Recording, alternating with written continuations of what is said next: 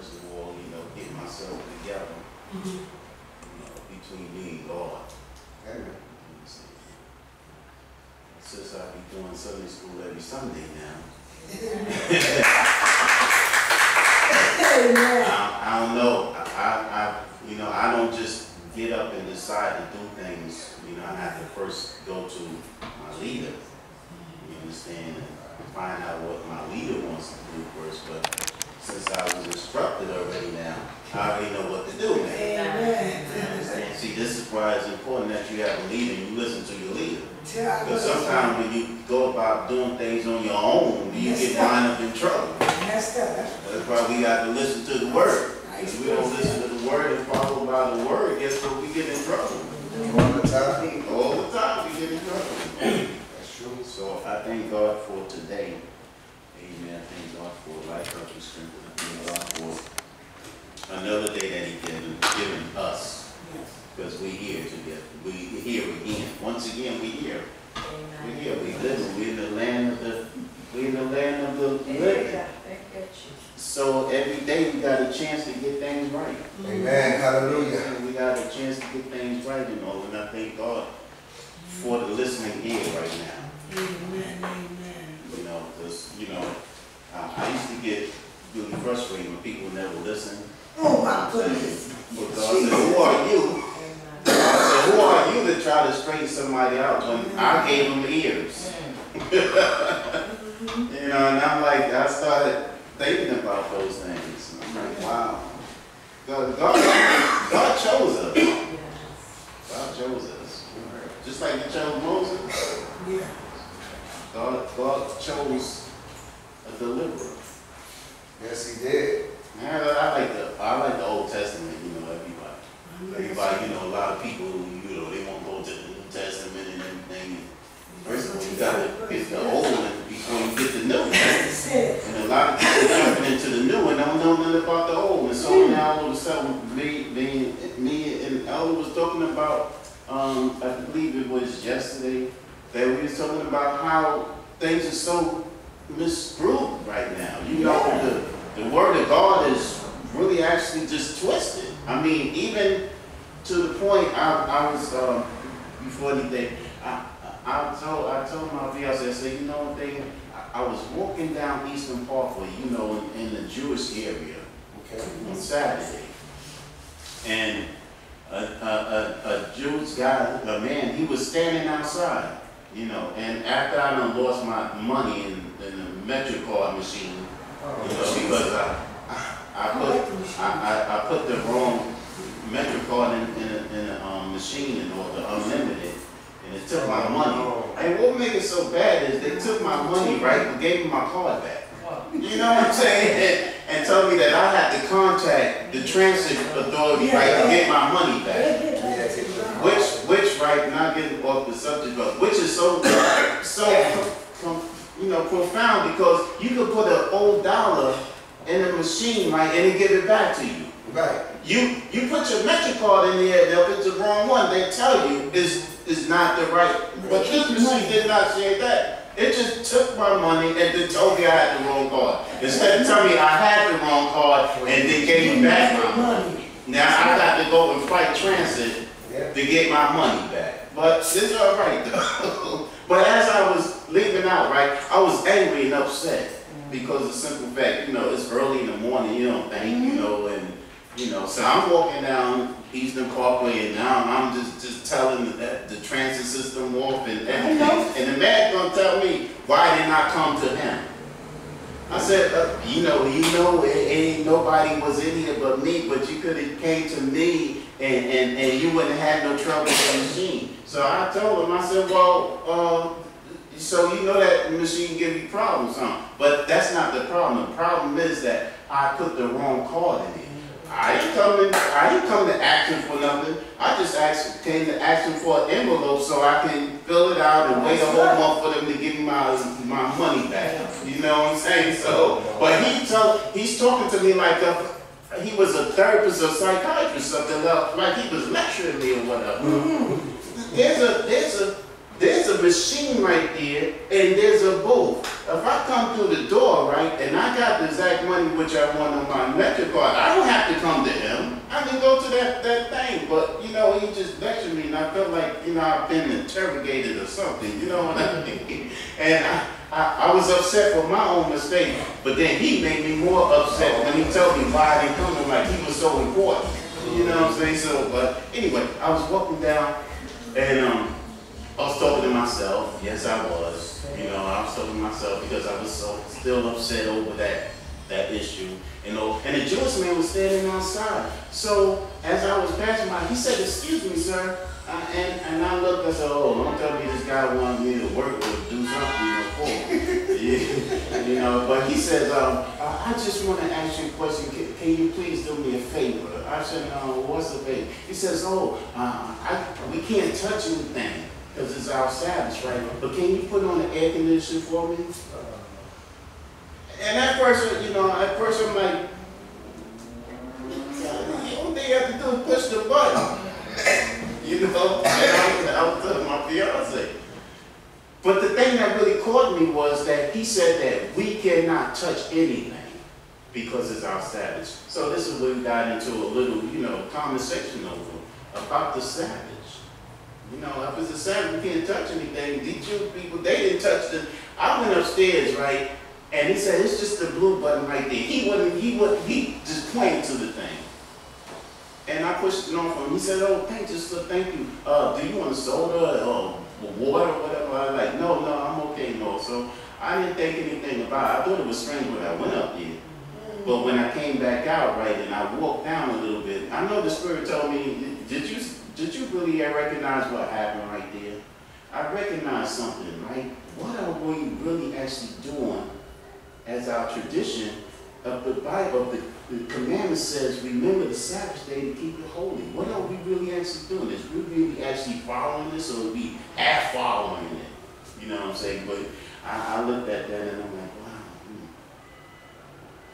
And I started saying, because I never grew up like that. I mean, I grew up like Saturday was, you know, clean up day and everything, you know, iron everything and, you know, all like that and all. And Sunday was church and, you know, and Saturday moms did not cook or nothing like that. She just let us go and tell us that, you know, we had to, you know, and we had to fend for our own selves, you know, get a sandwich or whatever, or, you know, buy whatever. I don't know the subject of what's going on here, but I just had to really actually bring that out. And I said, well, I told my parents, I'm going to bring that out to the church because that's a question right there. If the commandment said, remember the Sabbath day to keep it holy, are we really actually remembering this day? Is we really actually keeping it fully holy like it's supposed to, you know? And it all just stems from this Jewish man who said, this is my Sabbath, and we can't touch nothing. And I'm like, and then we started a joke though. Well, if they can't touch anything, how they put their clothes on, you know, all of that. But she came up with the right thing. They can't touch anything that's, what you said was pleasing. So that air conditioner was pleasing because guess what? It was some, hey, it's hot. It was pleasing for that cool breeze. But anyway, I just wanted to really, you know, and that's really actually the question that I wanted to bring up really before Sunday school. Are we really actually keeping it where we're supposed to be standing in tradition as the Sabbath day? You know, and that's something to really think about. And I'm sitting down, I'm going to fast and meditate and pray over that because so the fact is that sometimes we get so mixed up and things get changed along the way that we don't really actually know what's left and what's right anymore. You know what I'm saying? So just saying that. But I'm coming from Exodus 8. Amen. Amen. I like Exodus because it's the book about exile. You know, the book about the Israelites being led out, you know, of this place and all that by men that God called Moses, and here the topic, what I see here is that God chose a deliverer. So God chooses deliverers. Every person that walking according to the word of God is his deliverer. Because what we're supposed to do, deliver the word, right? And it's up to them to really actually want to follow what the pastor, whatever's being taught, you know. So only thing we do is deliver the word. So I consider us as deliverers. Not only just chosen, but chosen, not only chosen as a high calling or chosen as ambassadors, whatever, but chosen also as a deliverer. Wow. Now we already know that when we went to, when we read to 1 through the first chapter, the second chapter, you know, we knew the story about how it came about, how Moses really actually came about and all, how he was called, you know, all, and here, it gives you that we know from the first chapter, we going through 1 through 12, and it's going to be real quick and all now, how Moses kept the flock of his father, you know, his father-in-law, who was a priest of Midian, and so he led the flock to the backside of the desert, and he came to the mountain of God, and even to Horeb, I believe I'm saying it right. If I'm not, somebody can correct me. And the angel of the Lord appeared unto him in a flame of fire out of the midst of a bush. And he looked, and behold, the bush burned with fire, and the bush was not consumed. Meaning that, guess what? The bush was not even, it wasn't consumed with any ash or whatever. It was just a flame there. We start at Exodus 3, 1 through 12. Now, it's been funny for us, you know, we have experienced many things in our lives. And I'm not surprised, I'm not sure that anybody else saw anything kind of strange when they was coming through, and or like me, I was telling you about the FDR when I was on the baseball mound and all, and I looked up in the sky and I thought I see the image, and then I heard a voice saying, now it's time to come in. You know, so God calls us in many ways. And we have to really actually recognize how God had called us. Okay. And it's a funny thing, because anything strange that you have come about, right, and you've seen that was kind of strange and all, and you felt something, that was your calling. So he called Moses, and how he called Moses was through the burning bush. I mean, if it was me, I'm telling you, if I would see a bush, just a flame there, and it's not even, I don't see no ashes or anything like that, I'm going to be like, whoa, what's going on here? What's going on? This is real. I might back up for a minute, and I probably run and let somebody else know, hey man, check this out. I see, and they probably looked at me like I was crazy. They probably look at me like, man, you must be crazy. Anybody anything that burns, they have to turn to ash or whatever. Get out of here. They probably say, you've been drinking too much, you've been smoking too much. You may probably would say something, you know, that make you feel like, you know, you don't know what you're talking about, or you crazy or something like that.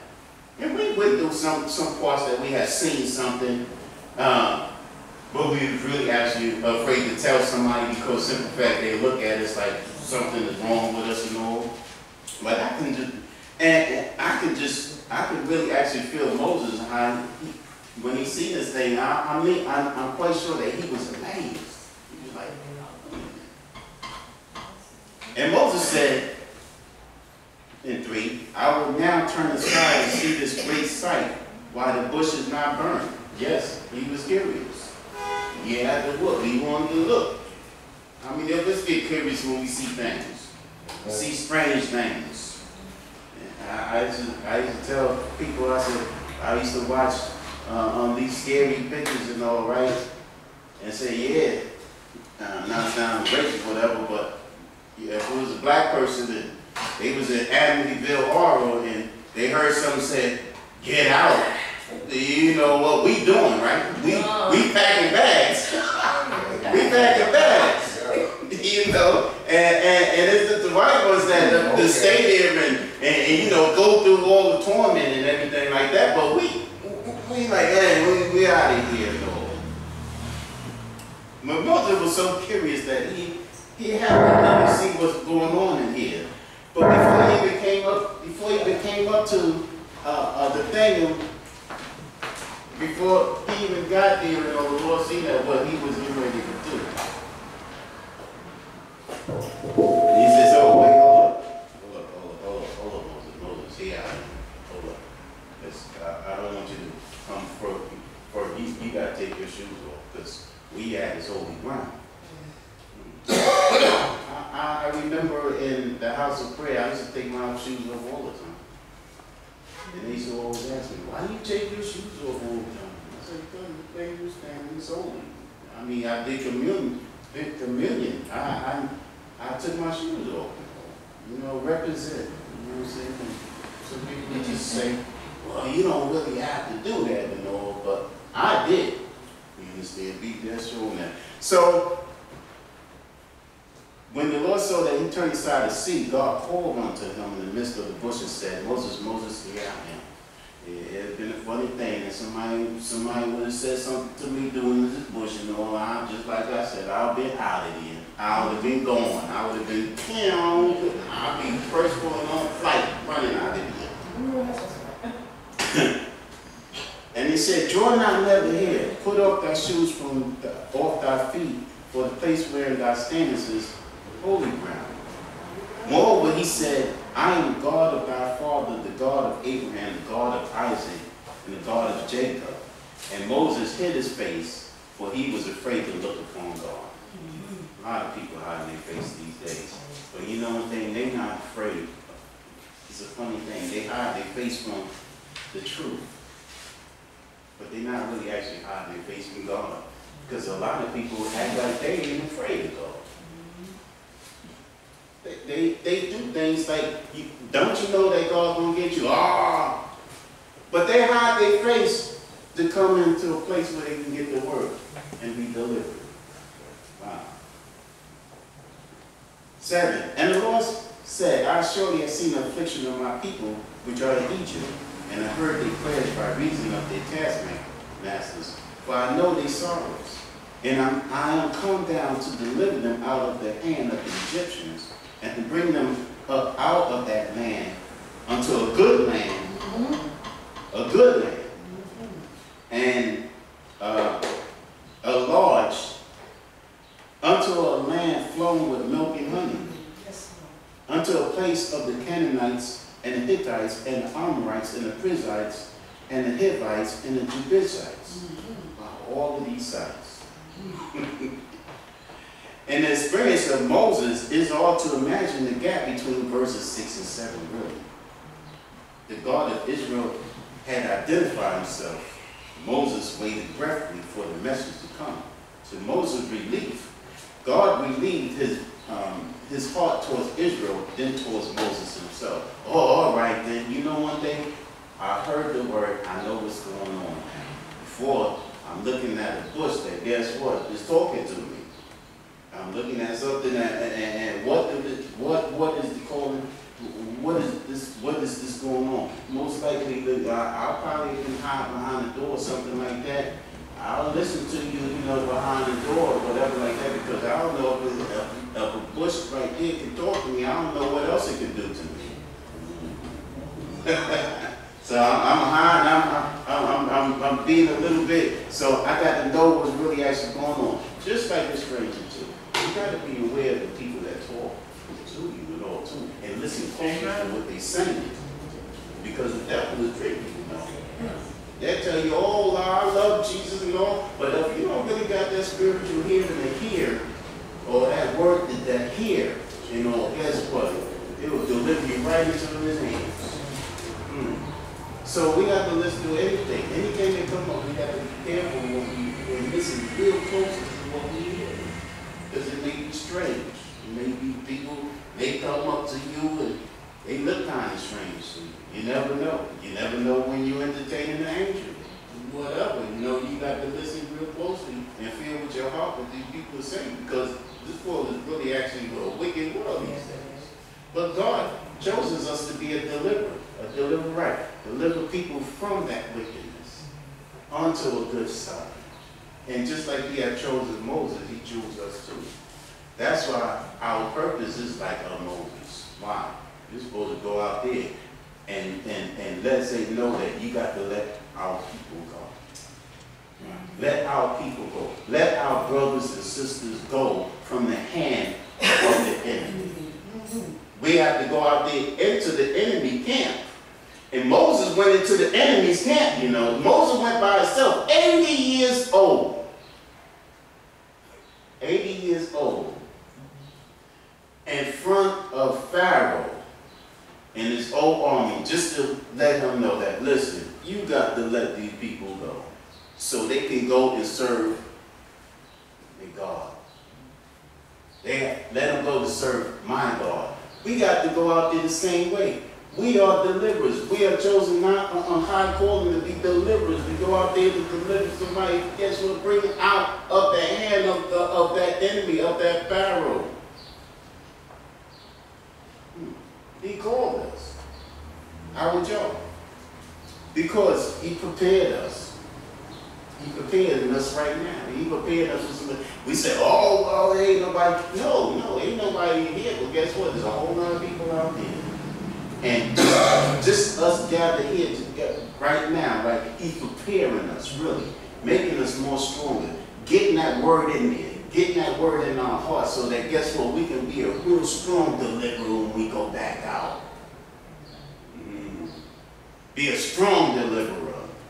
Be a deliverer that, guess what, you have no fear, because guess what, the only thing that we fear is God. We ain't supposed to fear nobody else as we walk. Psalm 23.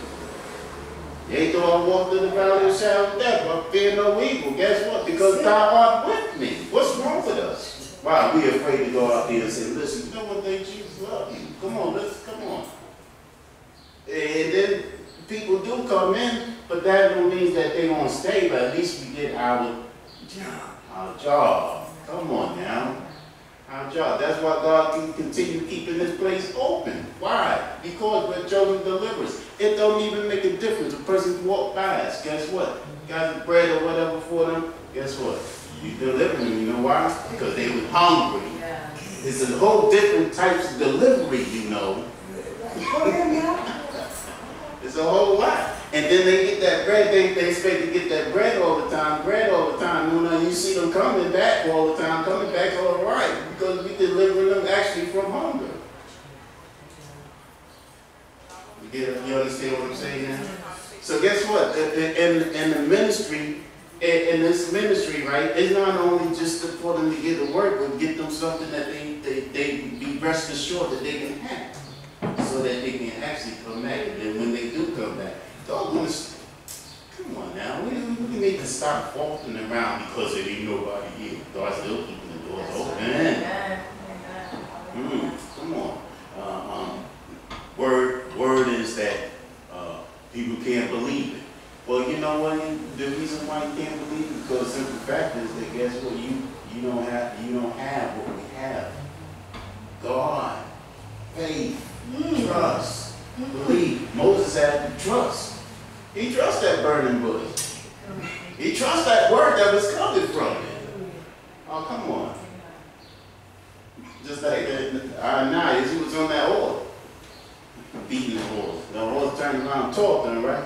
Say, hey, why you mistreating me? Huh? There's strange things that happen. You gotta listen real closely. Wait a minute. What's going on? You sat down and you make a cat talk to you. Don't put it for one paragraph. It didn't. It did. Sometimes we don't understand what it's saying, but it talks to us. Dog talks to us when he's hungry, when he wants to go out, do all kinds of things. So guess what? They're kind of little straight when you see a butterfly come and just fly right on top of your head, just look at you. Listen to it. Look at it. Observe it. Come on now. A bird come and fly on top of you, fly on top of your shoulder and all. Don't scare it away. Do all of the days because of the old God's creature. And God here has revealed his divine name. And his divine name was I am. That's right. Moses said, Lord, if I go into these people, who can I say that sent me? He revealed his divine name. He said, tell him, I am sent you. I am that I am. I'm your father. I'm the father of Isaac, Jacob, all of them. I am. Whatever you call me, guess what? That's who I am. Yeah. Wow. And he turned around and then he turned around and revealed his divine plan. Was the what? Gather all the elders together. To say unto them, the Lord your God, Jacob, appear unto me, saying, I have surely visited you and seen that which I have done to you in Egypt. So his divine plan is that if you hearken unto my voice,